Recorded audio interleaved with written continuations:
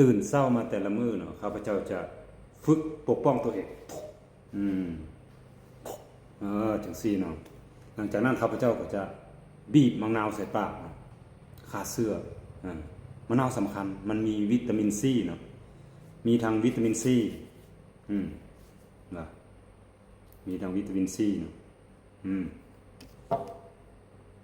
เอาสิ้นนึงพอแล้วเนาะสิ้นนึงพอแล้ว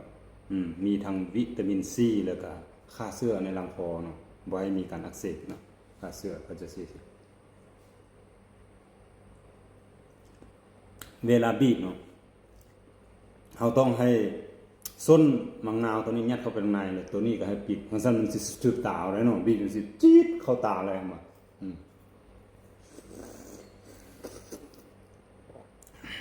อันนี้100%เลยมันไหลเข้าไปข้างในเนาะมันก็ซีเข้าไปข้างในแล้วเราจะหยุดอยู่ประมาณเท่าไหร่30 นาทีบ่กินอาหารบ่กินน้ำเนาะคำแอวเบิ่งธรรมชาติสิ30 นาทีแล้วจึง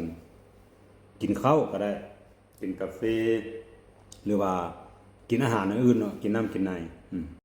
柠檬水可以减少咽喉感染lemon juice